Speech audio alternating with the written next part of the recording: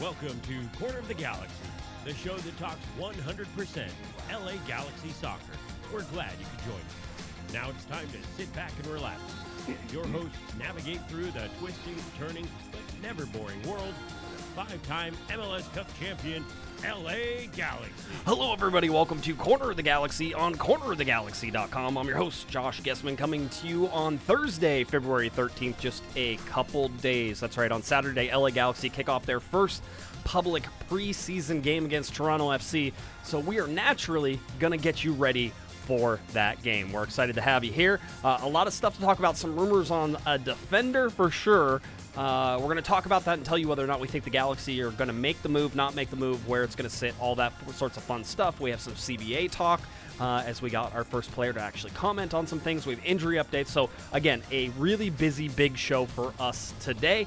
And to help me do it, the man, the myth, sometimes the legend. He's not on Twitter. You can't find him there, but Larry Morgan, not on Twitter. How you doing, Larry? Good, Josh. Thank you very much. It's been a busy week, a lot to write about, but I'd rather be writing tthan sitting at home in a chair reading a book or something. But it's been a good, busy week. I was going to say, it has been a good busy week. You've been busy. We've been putting out a ton of content, you specifically. So, I think we've been busy in the good way, in the ways that you expect it to be. So that's always a good thing. So I'd rather be busy than bored to tears. Yeah, absolutely. Absolutely. And this is how it goes at the beginning of the year. We were talking about it. It always seems that you and I write a whole bunch at the beginning of the year because there's stories to tell, there's additions, there's subtractions, there's everything else in between. I mean, the big thing here, though, Larry, is just off the bat, just to start, just in broad strokes, can you tell me definitively right now that this team, as the roster is built, as there are only 22 guys on the senior team roster, we can talk about how that'll eventually be closer to 30, but as this team is currently built, is this a better team, emphatically, than last year's team? Wow, that's a good question. We've only seen him in 2 scrimmages.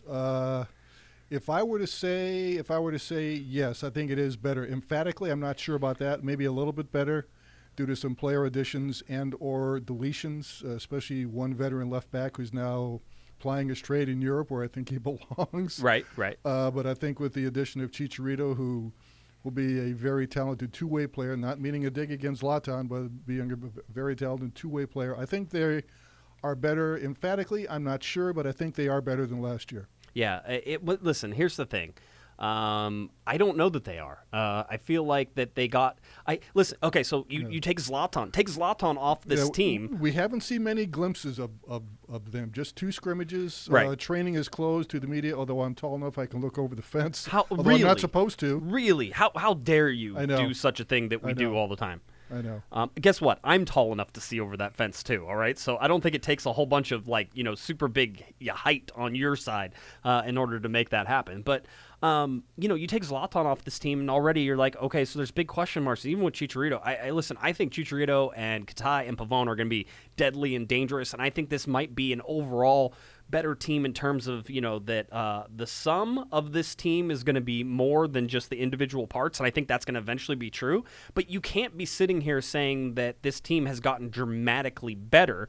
If anything, you could say that they maybe are treading water in that case right now, and that they have the ability to be better. But I mean, look at the back line right now. I mean, really, if you're talking about starters on the back line, you have Rolf Felcher, who was there last year and was part of. He's a serviceable right back. He's fine. You have Dan Steres, who I thought was fine, but still part of a defense that gave up 59 goals last year.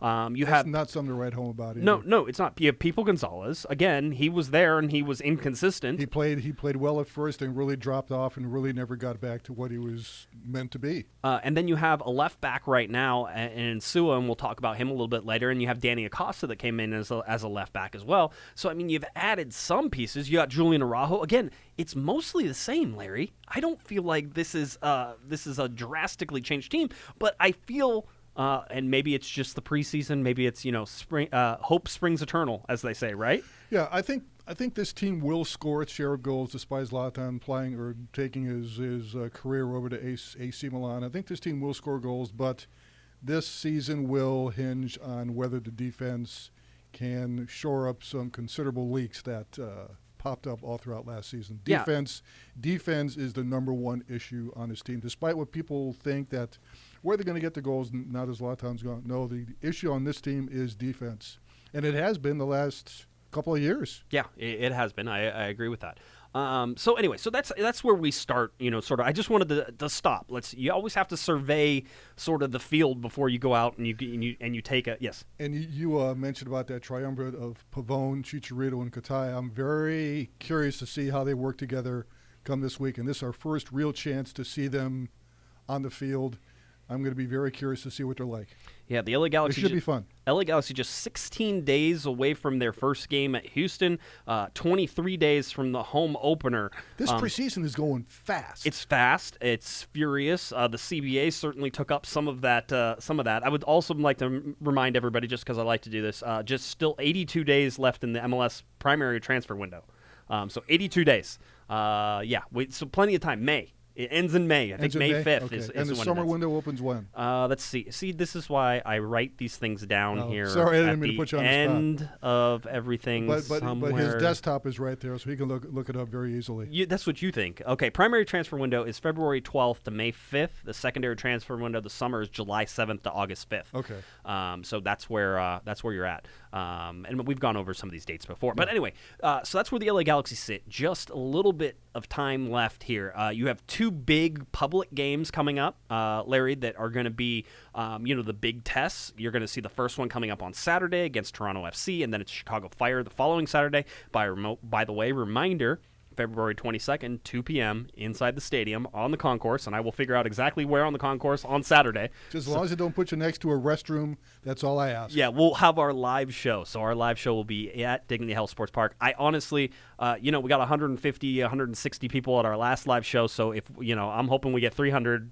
people works just fine. We'll tell you where it is, but it'll be inside the stadium on the concourse. It goes from 2 to 3 p.m., 3 p.m. being the kickoff time for the LA Galaxy facing off against Chicago Fire on the 22nd. That'll be nice. I'm looking forward to that. We have our fingers crossed that we'll have some special guests, so I've been working on that. And depending the on weather will cooperate. Yeah, I mean, the weather is a big deal too. We'll know about that a couple days out. I'll bring my umbrella just in case. Your golf umbrella? Your big my one? golf umbrella. Good, that's right.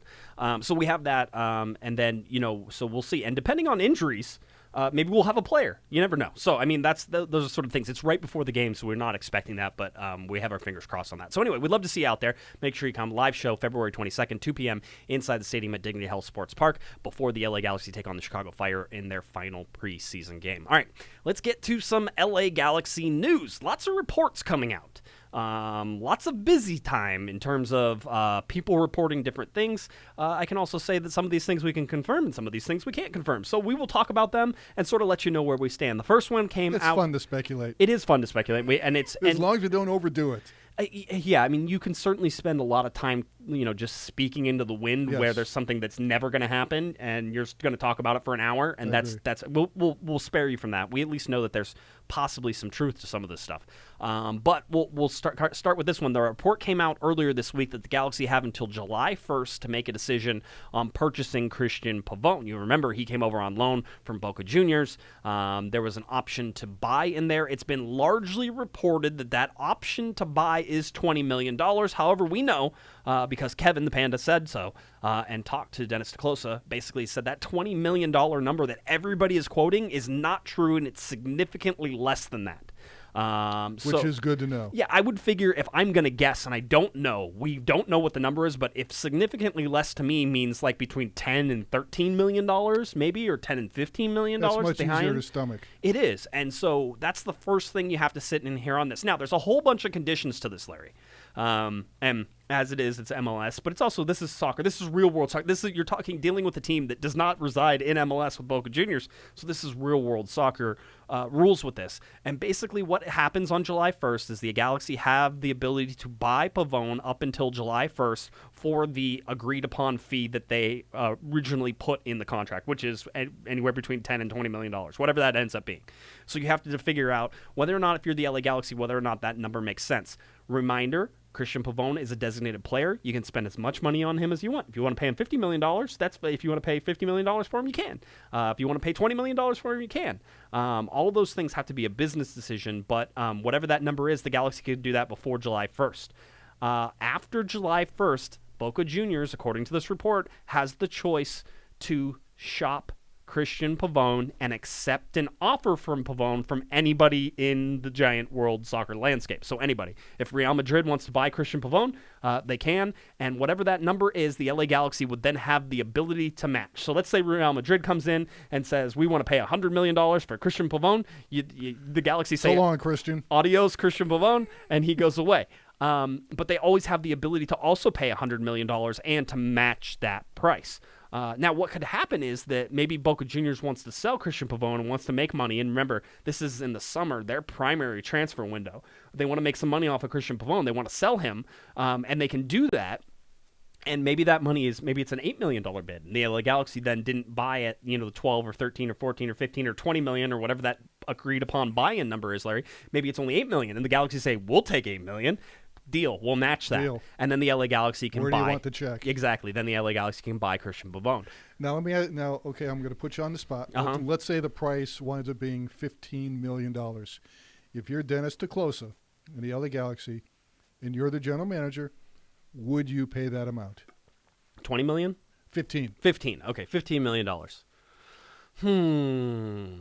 Do you? I don't know. This is one of those real gambles because you look at what the options are. You don't pay it, and then possibly you could match it, right? Let's start with the first question, Larry. Is Cristian Pavon worth $15 million? What do you think? Oh, you're putting me on the spot. I want to put you on the spot. Now you put me on the spot. I'm the host. I've done this Seeing before. what this guy did in 11 matches last year, 3 goals, 8 assists, played brilliantly in his brief performances with the Galaxy, and none other than Zlatan Ibrahimovic said this guy was too good for Major League Soccer. So, and he knows talent when he sees it. So, do I think he's worth $15 million? Yes, I do. Ooh. I do. I don't know. I mean, not to ride the fence on this, but it kind of depends on what his first half of the season is like, right? True. I mean, if he comes out and he scores 2 goals and he's not very effective, is he worth $15 million? Then I want my money back. Then you want your money. Larry's already putting the receipt in. He's That's like, right. Here it is. This is just write the check to me. So no, I mean that check is going to bounce. The interesting thing here is, let's say Pavon doesn't get any offers, that the Galaxy don't do the buyout, that he stays on loan until the end of the season. Then now, wouldn't that be something? Speaking of Zlatan, who raved about this guy, wouldn't that be something with Zlatan now at AC Milan? If he tells the people at AC Milan, keep an eye on this guy, Cristian Pavon. Yeah, and then AC Milan comes in with like a 30. Wouldn't that be something? I mean, the history here is at one point in the not too distant past, supposedly Arsenal offered up to $40 million for Cristian Pavon. And so there's if that's true, and by the way, there's no real saying whether that's true or not. If it's true, there is precedence there that Cristian Pavon has got an offer for $40 million.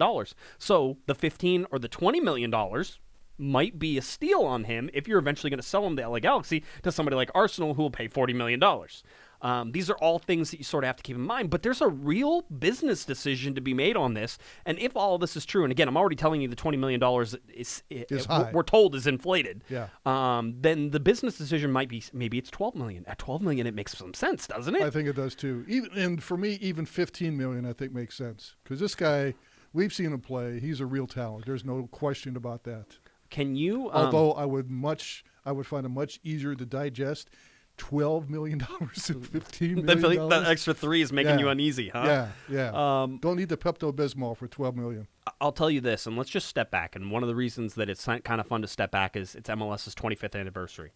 Larry, you and I 10 years ago wouldn't be having this conversation of the LA Galaxy possibly paying $15 to $20 million for a player. Now, there was always talk about the Galaxy being able to spend whatever they wanted Maybe to. $15 or $20. Yeah, I know. Sometimes it is. I think that this is a real sort of turning point, and you've seen it. I mean, they had Pizarro over at Miami, just came into Miami, and David Beckham's Miami. I think that's an $18 million transfer fee, roughly those numbers. The amount of money that we're now talking about in today's day and age is off the charts crazy. It's something unheard of, as you said, 10, 15 years ago, something unheard of, and it's great. Yeah, I mean, it is. And listen, the league is sort of... This league came close to folding at one time. It did, absolutely. And, if it wasn't for Phil Anschutz... it would have folded. It would have folded, absolutely. Yeah. So, it's one of those things, again, to keep in mind. With Cristian Pavon, this is going to be a very interesting business decision. Do you roll the dice and, not buy out at 12 and see if it... that's the thing. If you don't know the numbers, it's really hard to play this game. If it's $10 million, you pay the money, right? This is I have easy. a feeling feeling it's closer to 12 or 15 million. Obviously it's less than 20. I have a feeling it's closer to 12. Okay. Myself. All right. Hey, I mean, we're all sort of sitting there saying, okay, maybe we'll see. But anyway, so that's what's going on with Cristian Pavon. The Galaxy have a chance to buy him up until July 1st, according to this report. I don't have confirmation on the report. I can tell you that the $20 million again seems inflated, so that's already one strike against it. But having said that, that number is widely reported. So would you like to be Dennis Kloese right now and have this issue just over the horizon, and it's going to rear its ugly head? He's not thinking about it yet. I mean, he has a contingency plan in for it, but at the same time, he's still trying to build the roster, sure. and so I mean, you can push that down a little bit as it goes, and again, as a designated player, there's no restriction on transfer fees, there's no restriction on salary. Galaxy could pay $100 million for Cristian Pavon if they wanted to. All of those things are well within the rules. I don't know if MLS would approve the contract. It's a whole different story and how it goes, but there's technically no rules that limit transfer fees for designated players or anything else. Other transfer fees, as we'll talk towards the end of the show with the rumors, they matter in terms of how you calculate them and how it goes. All right. One of the other big stories that hit this week, Larry, and one that I am happy to announce that cornered the Galaxy broke, was that Chicharito did finally receive his P1 work visa on Tuesday night. Well done, Mr. Guesman. Well done. It was. Let's hear a round of applause out there in the viewing audience. There we go. Listen. Yep, crickets. That's what I thought. Crickets. That's what I thought. Just wanted to make sure. No, this was listen. It was like Chicharito Tracker 2.0, waiting for him to get his P1 visa. And listen, we told you, and we continue to tell you, he's been training with the LA Galaxy. He's been doing the things. Everybody knows that that's been the case. We've been telling you since last Thursday, whenever they closed the scrimmage on Larry. That's right. We've known what's been going on, and that's why you saw him at the open training that they had where he was training off to the side, right? So a little glimpse, but it was a glimpse. It was. So you sort of saw that. Now here's what involved that visa. I don't know if anybody else knows this. I'm going to tell you what I know. I believe, and we don't know exactly the city that he went to in Mexico, but he had to fly to Mexico. We believe it was Mexico City. That would make the most sense. It's a large city that would have the immigration places to go, because you basically have to go to, I think, a U.S. consulate there and go and apply for the visa and then get that accepted and get a stamp and then be able to enter and have all the paperwork for when you re-enter. So the whole idea here is you leave the U.S. because he left it, probably coming in on a tourist visa of some sort, just the temporary visas that you can fly in on, but he couldn't get paid and work until he got the permanent P1 visa that comes in. And so he had to go to Mexico, he had to go to the consulate, he had to do all that. Now, he flew, we believe, on Sunday, and then it took Monday and into Tuesday, and Tuesday afternoon he finally got his P1 visa, and then he flew back on a delayed flight on Tuesday night, possibly into Wednesday morning, not exactly sure when he landed, but on Tuesday night he left and then landed back in Los Angeles to enter the United States on his P1 visa, and that now makes him eligible, and that's why you saw him. He was on the field on Wednesday, and then he was on the field on Thursday, actually training with the team out in full open. Everybody saw him. I'm still disappointed the Galaxy charter did not fly him there and back. I don't even know if they have a charter, but come on. You would figure that AEG has a jet standing by somewhere. They may not own it. They may not own it, but they can rent it and be like, hey, just go over there and get on that plane. Yeah. But anyway, so it seems like that went. I don't know if it was a charter or not, but anyway, so that's how that whole thing played out. It was. And did he fly first class? I don't know. Yeah, I mean, he didn't tell me. Unfortunately, he didn't call me and tell me. Yeah. Big surprise. I'm waiting for that one to happen one of these days. But no, so that's what it is. Now it's a big drawn out ordeal. We saw Emiliano Insua not come into the United States from well after he signed. These are all drawn-out processes now. They're not as quick as they used to be. It kind of depends on where you go and how quick it is and everything else that sort of falls into that. So that's what I want you to understand on this is that for Chicharito to do this and get it, it was not an easy, nor was it a streamlined process. It took time, and that's why it was. I don't think the Galaxy lost any time because we told you why.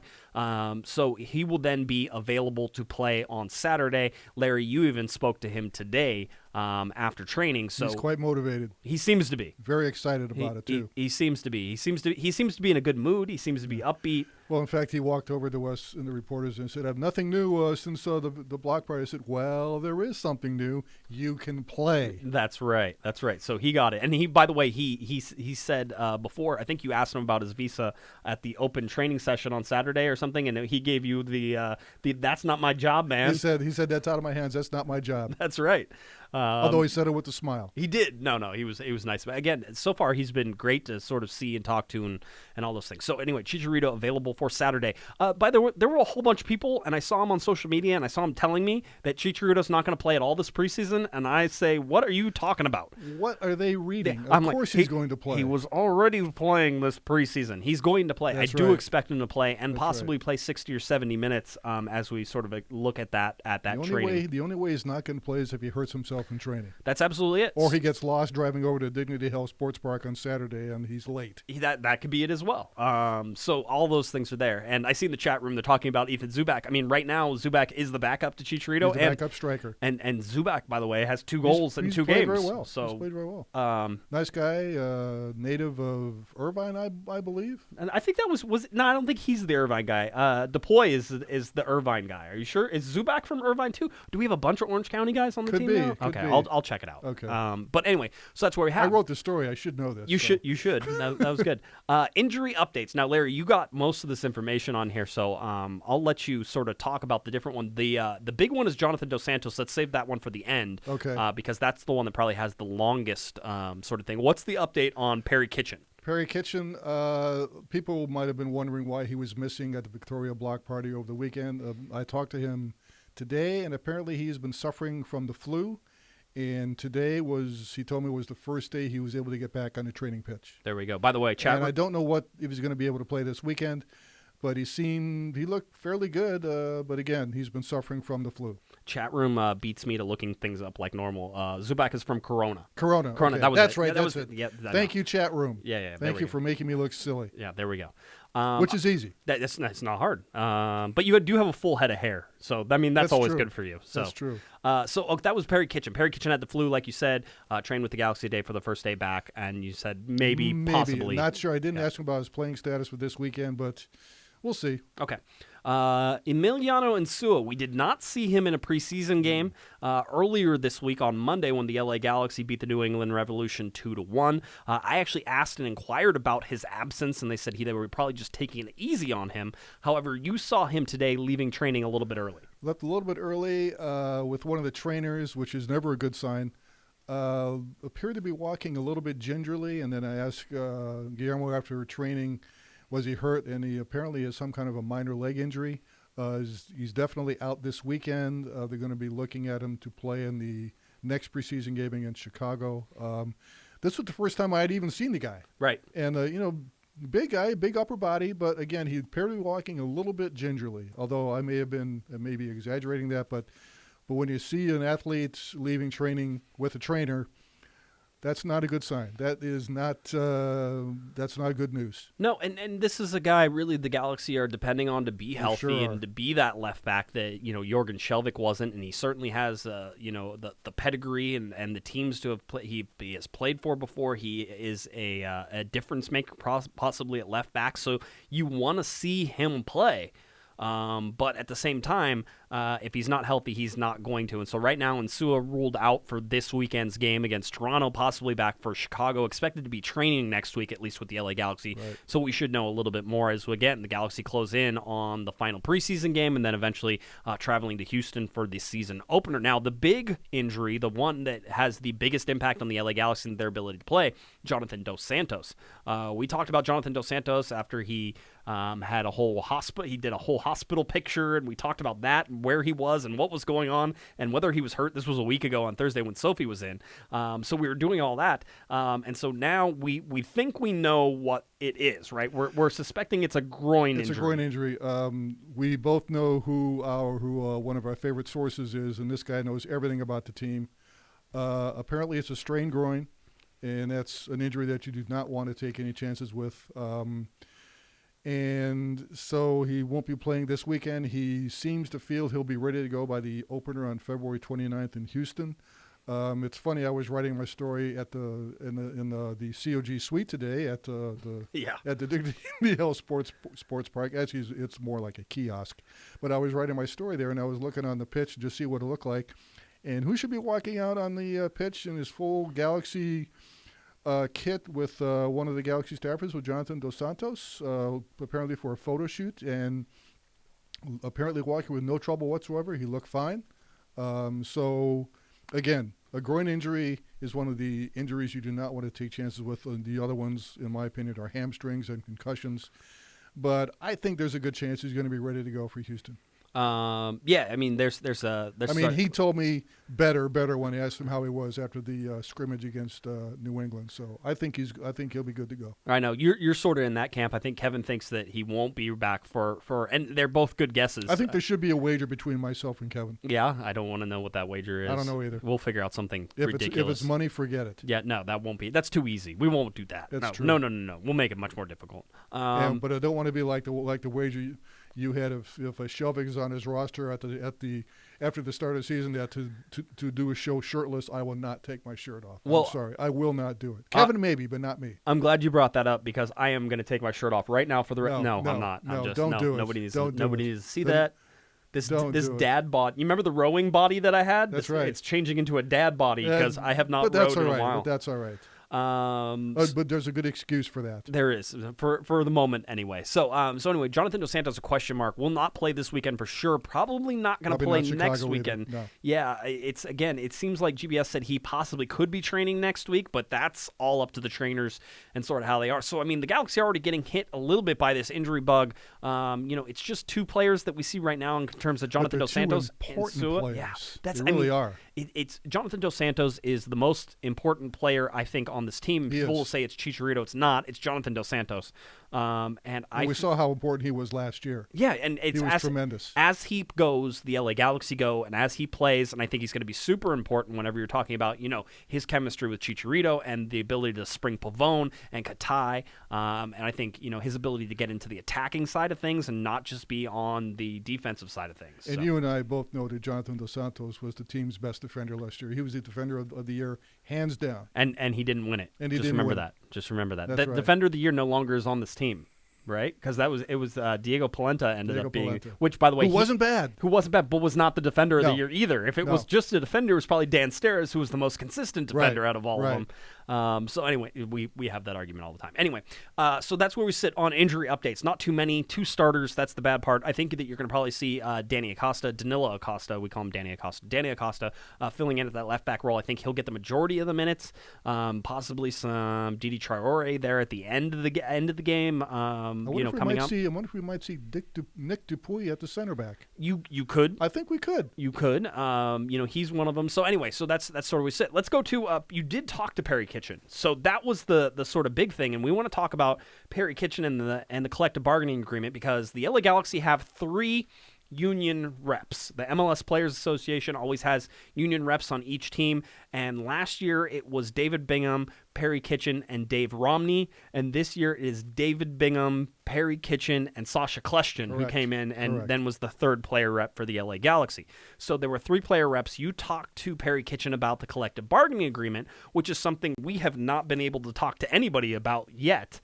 So this is sort of our first glimpse into a little bit about the CBA, and not even the details, but more just about what was going on behind the scenes with the players. Right. That's one thing I wanted to get out front with Perry today was I did not want to talk about the specifics of the agreement.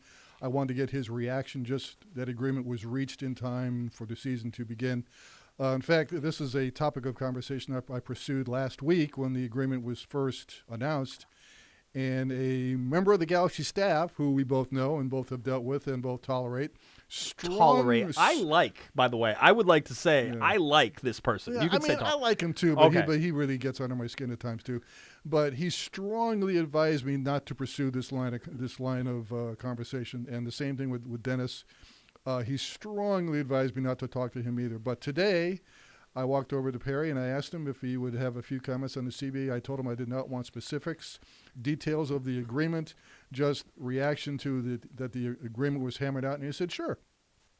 And you're about to divulge those quotes to our avid viewing and listening audience. Yeah, it'll be Have at it. It'll be a fun one. Well, one of the reasons that nobody's talking about the CBA is because it hasn't been ratified. True. It hasn't been voted And he on. doesn't know when it will be ratified either. He's not sure. Yeah, and that's one of the things. The players haven't voted on it, and the board of governors for MLS hasn't. Everybody agreed on it's not even basic principles. They agreed on most of the details in terms of the negotiating parties. They agreed to agree. Yes, and so now they have to actually go and vote on this and get it voted. So that's why we don't have anything. But here's Perry Kitchen. You asked, if he was concerned it might drag on, and Perry says it's always a concern during the negotiation process, right? But I think both sides are happy to reach an agreement. I know the player pool's happy. We think it's definitely a step in the right direction, and it's only positive moving forward. He says each one's different. With this one, the unity and togetherness of the player pool is incredible. Everyone was on the same page, and at the end of the day, we get not only a deal that's good for the league, but great for the players, which is the most important. We're happy to have that, start the season on time, and get this thing underway. It seems like both sides wanted to get a deal done that was fair to all parties. I think the player pool's unity was key, and that helped us get a deal, which we are happy to have. You asked if it was maybe a sigh of relief, and he said, for sure, look, we were ready. If a work stoppage was needed, everyone was prepared, but the player pool knew that was a possibility. It always is. But of course, once you get a deal that you want, a deal that the player pool deserves, it's certainly a sigh of relief. We weren't going to sign something that wasn't in the best interest of the players pool. I think we certainly met some targets we had in our minds. I think the important thing in those quotes, there was that one line, that we were ready. These players were ready to go on strike. They were ready to take a walk until an agreement was reached. I think the owners knew that, and that's why talks were fairly amicable from the start. Although I heard that there was a little hitch in the process in the latter stages of the talks, but those were ironed out. But the players definitely were ready. They were prepared to take a walk. Yeah.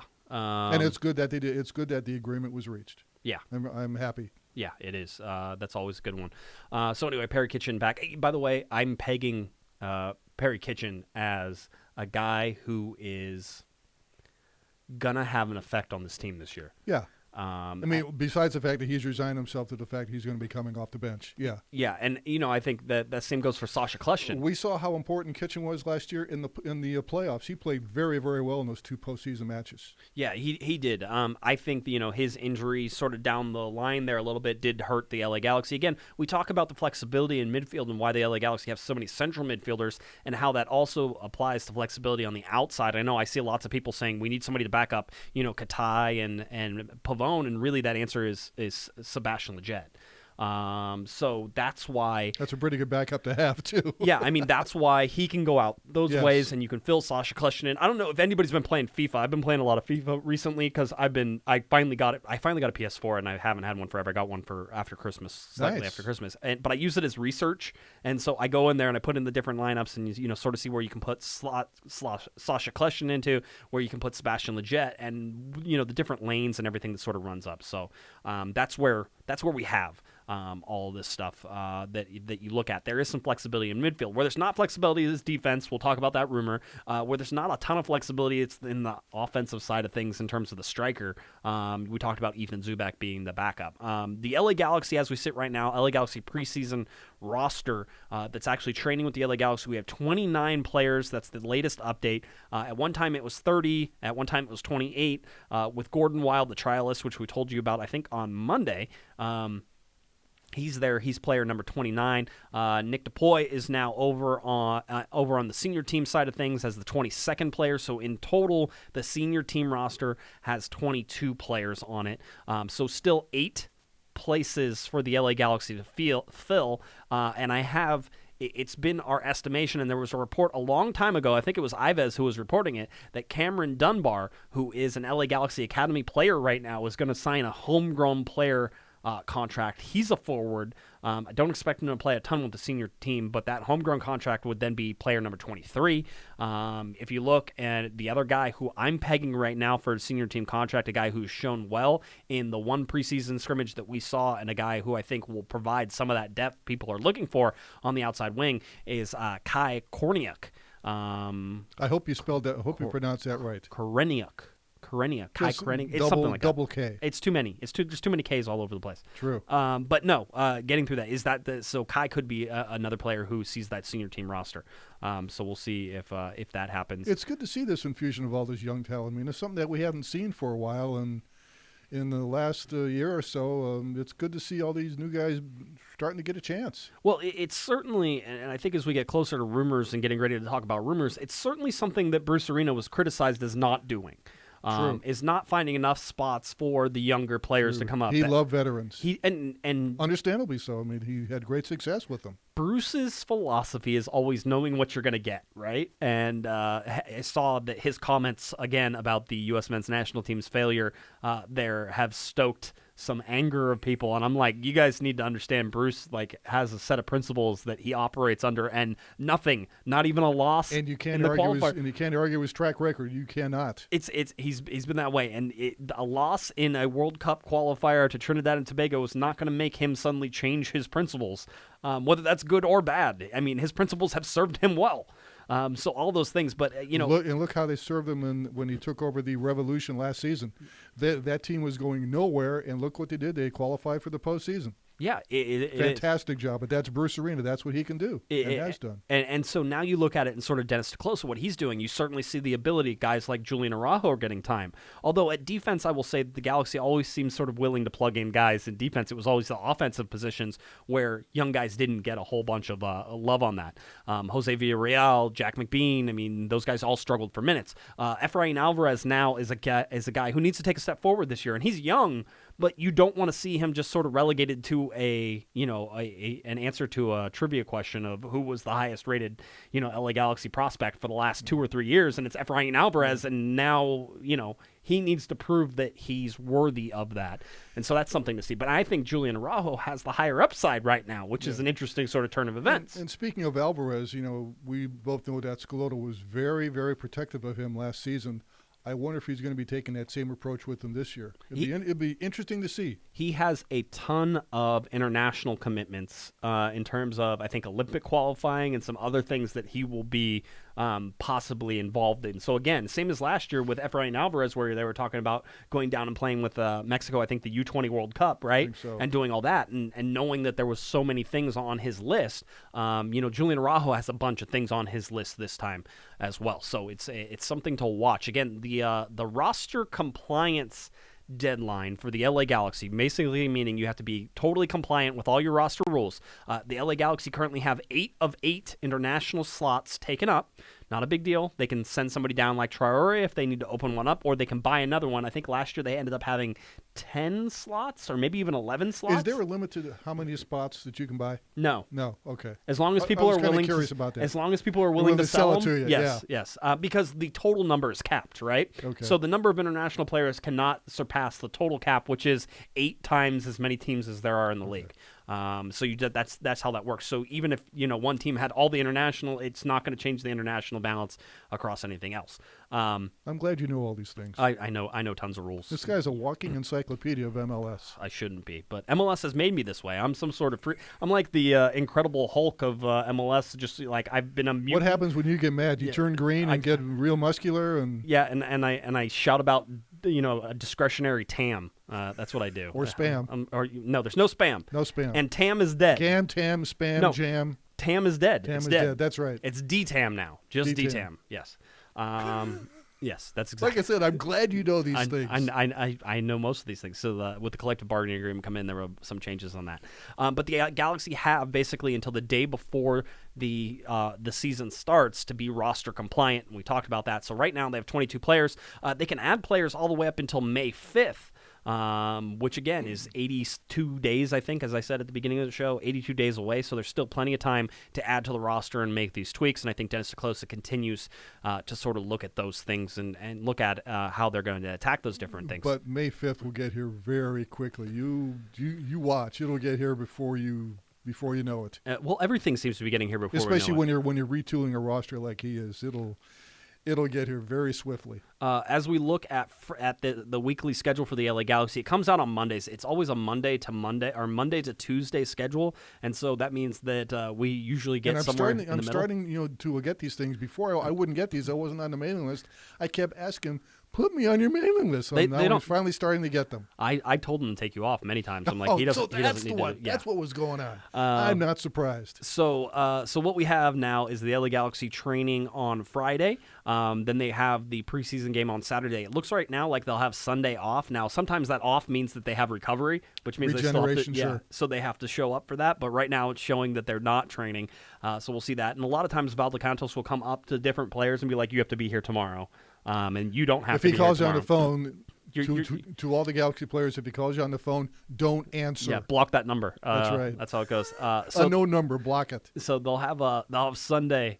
I always feel like he doesn't call on the phone. He shows up. And again, this is totally not correct. He doesn't smoke cigarettes, but I always imagine him smoking a cigarette and yelling at people as they're training. And so he shows up and knocks on your door at like 3:30 in the morning. Is like with smoking a cigarette. It's like your turn to train today. That's that right. type of thing. And then they'll train on Monday. I imagine they'll train on Tuesday and Wednesday and Thursday. I think they have another closed door scrimmage next week. Actually, I'm not sure. I have to check that again, but I think there's another closed door scrimmage whenever that schedule comes out. And So I they wonder might if have it's going that. to be open to the media, or I drive down there and find out it's closed. It'll be open. have to go Chicharito has his visa now. It'll be Okay. fine. And then that all, of course, leads up to next week, Saturday, February 22nd, another public preseason scrimmage against the Chicago Fire. That's a 3 p.m. kickoff and our live show. Yeah, I was again. going to say that's not the important thing. The important thing is the live broadcast. It's always important, Larry, and one of the reasons that it's important is because it'll be the last public preseason game, right? This is the last preseason game before the Galaxy play the next week in Houston. So all of these things matter, and that's Who going cares to be about the most game? I care about the broadcast. I appreciate that. That's Sure. good. So that's what we had. And he told me to say that, by the way. Yeah, right. Something like that. Let's get to rumors here, and there's only one, but it's certainly an interesting one. And I want to get to it before we give you sort of not a preview of the Toronto game. I just want to sort of tell you what we're going to be watching for in the Toronto game, what you should be watching for, I think, in preseason games as a whole. But let's get to LA Galaxy rumors here. Alan Franco, 23-year-old Argentine right-footed center back. I think we told you a little bit about him on Monday, or I added him to this list in the last couple of days. But this is a guy who the LA Galaxy do seem to be looking at. I can tell you that the name has at least bounced around the organization, so there's at least confirmation of that. There certainly seems to be a lot more than that, as the LA Galaxy have been, at least according to reports. And by the way, we give a shout out to John Rojas. John Rojas has been all over top of this, and John used to sit next to me in the press box and cover the LA Galaxy. Did a great job. He had to move to New York. He's our East Coast correspondent. Yeah, he's the COG East Coast correspondent. He doesn't get paid for that, which is good. You don't get paid for being the West Coast He's on side. this corner of the Galaxy. He's on the other corner. On the other corner, The other right, corner right, of the right, Galaxy. yeah. But The John, thing go ahead. Oh, I was going to say, so John has a whole bunch of information, has been sort of, talking us through this on Twitter, has been texting me as well and keeping me informed on this. Here's how it started. It seemed that the LA Galaxy initially offered $2 million for 60% of the sell-on rights for Alan Franco. Again, 23-year-old young Argentine center back. He is a guy who probably has a really large upside. So $2 million, 60% of the rights. Now, 60% of the sell-on rights basically means this, that if the LA Galaxy buy him and then they sell him afterwards, they're going to sell him to another team, that they would keep 60% of the money, and that Independiente down in Argentina, the team he's playing for, that they would get 40% of the sale. Right? So you're splitting the sale. This is all about future. This isn't about what happens right now, but you do have to understand that the percentage also needs to show what the valuation of that player is. So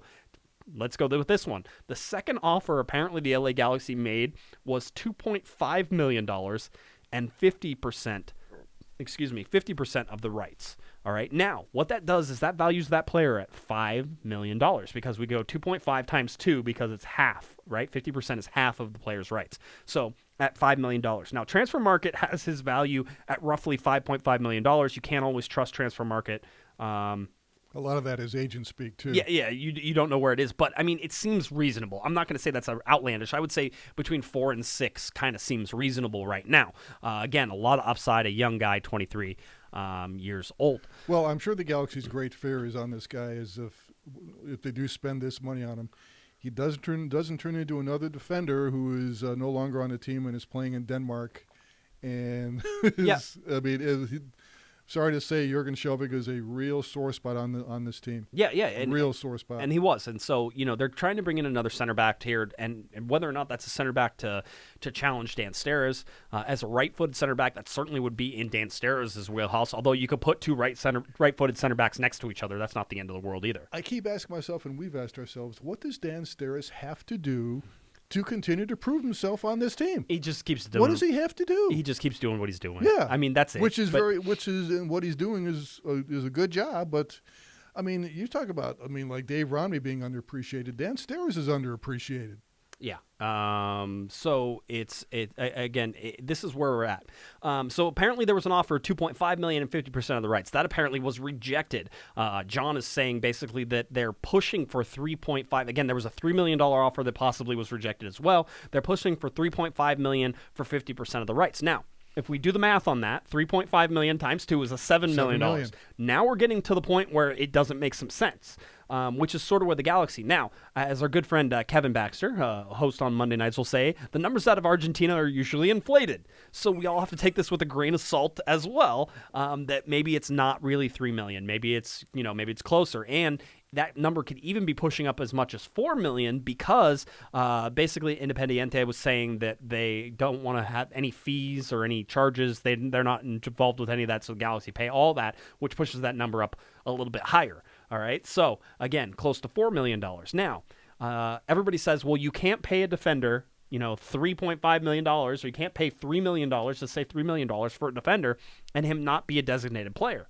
And that's not true. And the reason it's not... Please explain why. Yeah, the reason it's not true is that basically whatever a transfer fee is, you have to divide by the number of guaranteed years in the contract. So as the transfer fee gets higher, you need to start dividing by more years. So while you could say that originally this could be a 2-year deal at $2 million, right? This is probably now a 3-year deal if it's anything above, 3.5 in that range. The ceiling issue we're having to deal with this includes the salary, and the transfer fee, add those together and divide them by the number of years. The number that you need to stay under for each year is $1.612 million. Okay, $1,612,500 is what it is. That is the discretionary TAM ceiling for this year. So the LA Galaxy can pay, $3 or $4 or $5 million. You just have to divide this stuff by 3 years. Put the salary in and say the salary is $250,000 or $300,000. Maybe it's more.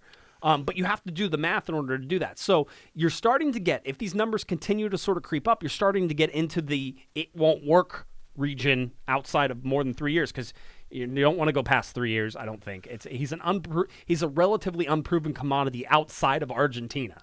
I'll say it again. I'm so glad you know these things. And also this is one of the reasons why I was never particularly good at math. Mm.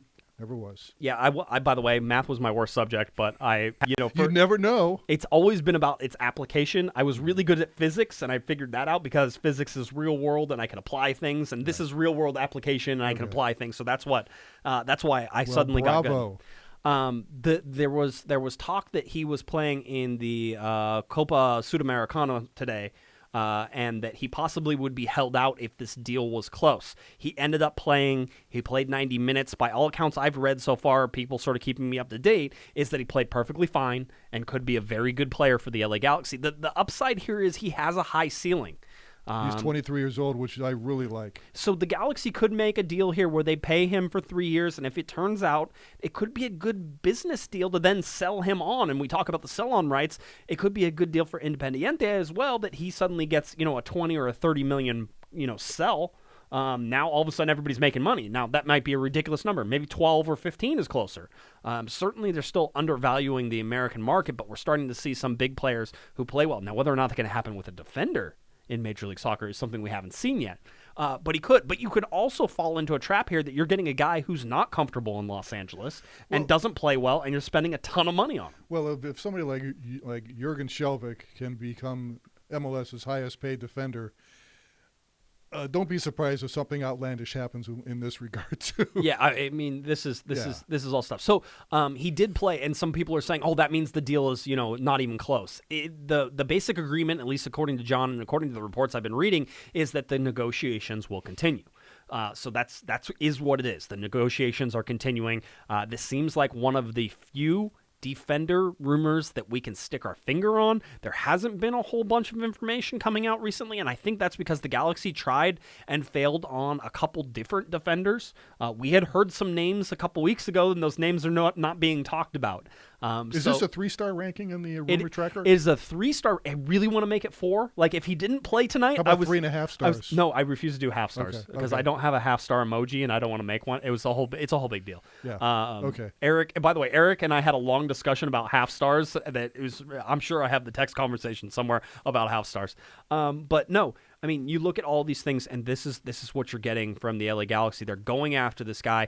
Eventually, if Independiente keeps raising up that rate, it's not going to be feasible for the Galaxy to do. The other side of this, and this is an important one too, they just sold another center back. I think it was Figal, and now Franco is their last right-footed center back. So there's also a need in the club that if they can't get a good amount of money, they're not going to sell him because they can't.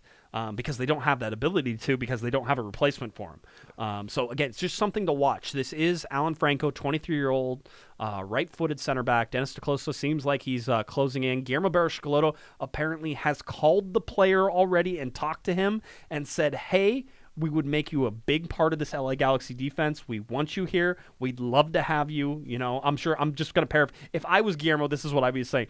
We'd love to have you. We have a whole bunch of Argentines on this roster. Get up here. We got the Mate. We got Pavon. You're going to want to come up here. You're in Los Angeles. Hello. Do I need to sell this? You're in Los Angeles. And forget about what you heard about Javier Valdecantos. We need you. Yeah, we need you up here. And so that could be something that happens. So we'll continue to watch this, continue to monitor, look at the the Corner of the Galaxy rumor tracker and the off-season tracker for all that stuff. We're keeping all of those things updated and ready to go. All right. Game coming up on Saturday.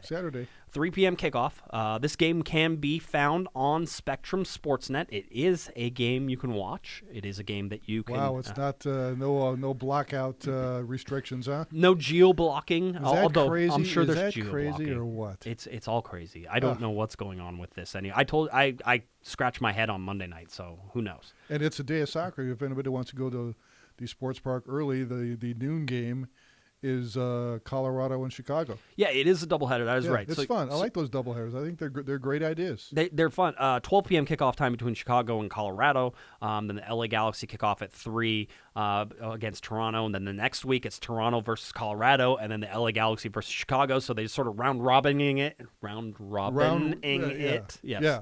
That thing. Whatever. So they're doing that. Okay, so the big question here is it's a preseason game, Larry, so it's always interesting to see what are we looking for from the LA Galaxy in a preseason game? Because I know you and I talk. It's different than going out there and saying this is a real game and this is actually going on. I mean, a real game. What are we looking for? The LA Galaxy to get a win. That's not what we're looking for here. You're looking for different things. We're looking for chemistry and cohesion. Those are the most important things. You're trying especially on the back line. Yeah, back line is a super important place to do it, and the fact that they're going to miss Insua for Saturday already puts a little hiccup in that. But Danny Acosta has been playing at left back with the starters, so you want to see how they play together. You want to see how Steres and People Gonzalez work. You want to see how Rolf Felcher works out there. Whenever they switch things up, does Julian Araujo get a start out there? Maybe he doesn't play, and Rolf Felcher does, right? So you got to see how this goes. I'm also looking. I think that the Galaxy could get anywhere between 60 and 75 minutes out of their starters because we all know that the week following is going to be the 90-minute week. We know you're going a full game, 90 minutes. You're ready for Houston. That's how it's going to work. So this one is the progression from that. You saw 60 minutes from them at the last preseason game that you were at against the Revolution. So I'm thinking a progression is 60 to 75 minutes now. That seems like the next step. I think that's realistic, sure. It should be 2 halves, so 45 and 45. There's not going to be a sub restriction. They're going to be able to make as many subs as they want, but you're going to see a team that for 60 or 75 minutes is as close to the LA Galaxy starters as you can go, and that includes Chicharito up top. I think that's the other place. You're looking for cohesion and chemistry, right? How quickly he fits in. Chicharito, Katai, Pavon, and how quickly they're... I mean, we already saw it with Ethan Zubak, the way that the Galaxy can counter with Pavon and Katai. Who do you start in place of Dos Santos? Joe Corona? I mean, I think Corona's in there. Sasha Kleshtin could fill in.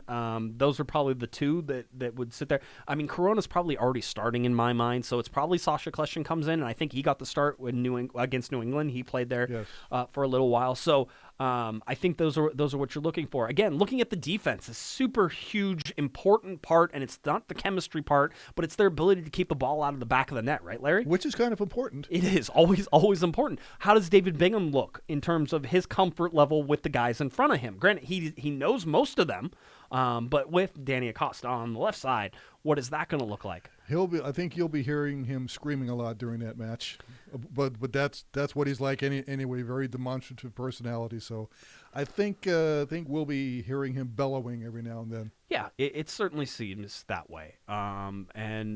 Listen, there's going to be a lot of strides. I imagine that you're going to see some ugly soccer on both sides. I'm going to imagine it's going to be broken up. I imagine that things are going to be, topsy and turvy, and they're not going to look as pretty. But even as we saw in the game against New England Revolution, there were some moments of good, quick passing, and you want to see that and how that's developing, and again, how people are moving off the ball. Those are the important things. The final score doesn't matter as much, but you are looking at an LA Galaxy team that has scored 6 goals and allowed just 2 in their 2 games. That's not too bad. And if anybody's curious about FC Toronto, they had been unbeaten in 2 previous matches before they lost to LAFC 3-1 on Wednesday. They had wins over Colorado and UC Irvine. Yeah, UC Irvine. They're down training at UC Irvine. That's actually where they're at, which is just minutes from the office here as we're working.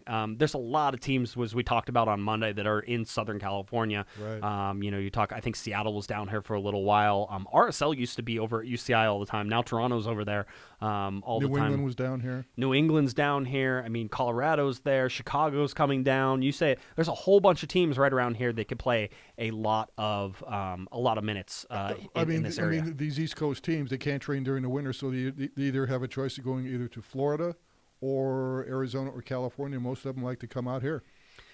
Why not? Yeah, it's beautiful. I mean, it was a beautiful day today. Why not is right. This is soccer country right here. Yeah, it is. Southern California is a hotbed for soccer. Always has been. They always point back to a hotbed for football. For football. Oh, yeah, absolutely. It is a hotbed for football. Landon Donovan started that sort of hotbed for soccer here in SoCal. Sure did. Talk about Sasha Kleshtin being a Huntington Beach guy. We have guys who, Nick DePoy is from Irvine. You have Ethan Zubak from Corona. From Corona. That's right. Thank you, chat room. And by the way, I know that I joke that Pipo Gonzalez is from Pico Rivera. That's not true. I do want to change the name of Pico Rivera to Pipo Rivera, however. That's still a thing we're going to try to get done. Costa Ricans won't be happy about that. I'm sure they won't be. But you know what? Maybe there's a large contingent of Costa Ricans in Pico Rivera that could change that over to Pipo Rivera for me. I wouldn't be surprised. So that's where the LA Galaxy sit. Again, it's going to be a busy weekend. I expect to see everybody there for this preseason game. I know that season tickets got mailed out today. If that Victoria Block Party can attract a crowd estimated at 5,000, I think you get at least that many at this weekend's match, especially with Chicharito playing his first official game with his new teammates. The tickets are included in season ticket holders' packages, so there's no reason for people not to show up. Although I already heard some excuses from some people, so I know that. But the season tickets went out. This is for the first time the LA Galaxy have put out a card. It's a credit card that basically has all of your seats on it, and it's 1 card per seat if you ordered before a certain date. Not only that, but your card can be swiped at concession stands, certain concession stands for 10% off concessions. Nice. And 20% off at the merchandise stores. Wow. So that's kind of cool. So anyway, I know across social media I've been seeing pictures of the boxes that were sent out, and they're little tiny boxes, they're not big ticket boxes. Little tiny boxes. They have Have you gotten yours? No. I don't. They don't send me stuff anymore. I don't get any of that fun stuff. So anyway, there's lots of stuff that you're going to want to check out and look at for this preseason game. Like I said, I'll be there. We'll see you at halftime down before. I'll probably be out walking the concourse before the game as well. Larry's going to be there. He says he's going to watch both games, so he'll be there. I think the Hammer's going to be there as well. So a big contingent of Corner of the Galaxy will be there for this game, and we're going to be happy to see you again. I think it'll be fun. I mean, it's supposed to be a nice weekend. I think it's going to be a good time for soccer/football. Yeah, it's gonna be a fun one. And if Eric is there, more the better. The more the better? That's right. I agree. The hammer. The hammer himself, the more the better. So anyway. Should we tell the audience what he's doing tonight, why he couldn't make it here? Oh, yeah. We got to do that. He has something important. He's, his next show, by the way, is going to be 3/5. So he's not going to to be back in the studio until March 5th, except for the live show. He's going to be out there for the live show. Okay. But 3-5 back in the studio. This week was an important one. I think he's emceeing a spelling bee. I think come on, the hammer and that voice, and let's see. I could see that, sure. Yeah. Omniscient. Omniscient. I wonder if he proudly wears his Galaxy gear. I'm sure he doesn't. No. I'm sure that's not a thing. A spelling bee. Wow. Yeah. Hopefully they won't ask him to spell anything. Omniscient, chrysanthemum. Yeah. It'll be a fun one to certainly see. All right, so that's what we have right now for the LA Galaxy. That's what we have for this show. Are you looking forward to this weekend's game, Josh? I am. This is an important stepping stone. It is, and it's nice to watch live soccer, right? Yeah, it is. I mean, I always say I'm always happy. And I have nothing against the track and field stadium, but it's so much nicer watching it in the main Dignity stadium, Health Sports Park. Yeah, it really is. At the Diggy. I mean, Diggity?